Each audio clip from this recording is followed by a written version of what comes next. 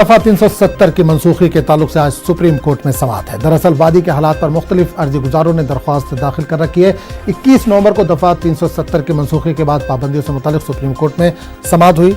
अर्जी गुजार के वकील मीनाक्षी अरोड़ा ने अदालत को बताया कि जम्मू कश्मीर के हालात अब भी खराब है। पब्लिक ट्रांसपोर्ट पूरी तरह से बहाल नहीं हुआ है और मोबाइल सर्विस को भी मुकम्मल बहाल नहीं किया गया। इस मौके पर अदालत ने जम्मू कश्मीर इंतजामिया को हर सवाल का जवाब देने की हिदायत दी है। वहीं सॉलिसिटर जनरल तुषार मेहता ने कहा कि जम्मू कश्मीर के हालात में लगातार सुधार हो रहा है, जबकि सॉलिसिटर जनरल ने 1990 के तशद्दुद का हवाला देते हुए कहा था कि दफा 370 पर हतमी फैसला करना जरूरी था। और इस पूरे मामले पर बात करने के लिए हम सीधे रुख करेंगे दिल्ली का, जहां से हमारे नुमाइंदे अनिल इस वक्त सीधे तौर पर जुड़े। अनिल, 370 पर आज सुप्रीम कोर्ट में सुनवाई है। हालांकि जो मीनाक्षी अरोड़ा है उन्होंने कहा है कि हालात अब भी खराब है, पब्लिक ट्रांसपोर्ट पूरी तरह से बहाल नहीं हुआ है, मोबाइल सर्विस को भी मुकम्मल तौर पर बहाल नहीं किया गया है। क्या वादी के लोगों को कुछ राहत मिलती नजर आएगी कोर्ट से आज?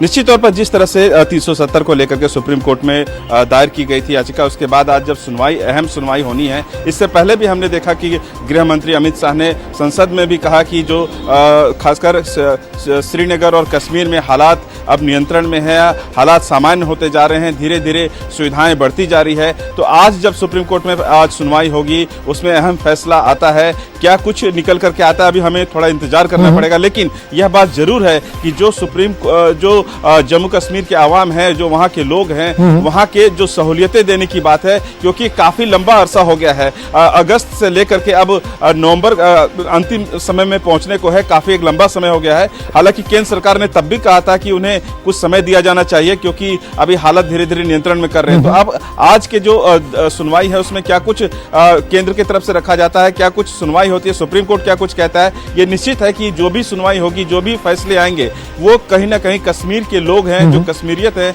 उनको कहीं ना कहीं एक फायदा पहुंचने को देखने को मिलेगा। जी बिल्कुल अनिल, एक चीज और जानना चाहेंगे, जो कश्मीर के बड़े लीडर हैं, सियासी लीडर हैं, वो हाउस अरेस्ट हैं, घर में नजरबंद हैं, क्या इस पर भी कुछ सुनवाई हो सकती है आज?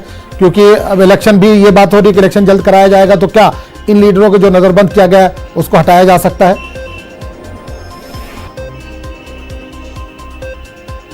निश्चित तौर पर आज जो सुनवाई उसमें यह भी है कि जो नजरबंद किए गए हैं, खासकर अब्दुल्ला साहब हो या महबूबा मुफ्ती हो, उनको जिस तरह से नजरबंद किया गया, सरकार ने यह एहतियातन के तौर पर किया था और कहा था कि जो हालात बिगड़ सकते हैं, जो इसलिए उन्होंने एहतियातन के तौर पर उनपे इन नेताओं को नजरबंद किया गया था। तो हालांकि हमने देखा था संसद में भी गृह मंत्री ने इस बात को रखा था, और आज जब सुप्रीम कोर्ट में जब ये अहम फैसला आएगा, क्योंकि ये वो नेता हैं जो संसद से सदस्य भी हैं, तो ऐसे में ये जरूरी हो जाता है कि जब संसद का सत्र चल रहा हो तो वो अपने अपने जो क्षेत्र हैं, खास करके जनता का प्रतिनिधि हैं, जिस जनता का, जिस लोकसभा क्षेत्र का, तो वो रिप्रेजेंट करें, वहां की समस्याओं को संसद में उठाएं। ये भी एक पक्ष कहीं ना कहीं सुनवाई के दौरान सुप्रीम कोर्ट देखेगा। जी चलिए अनिल, बहुत बहुत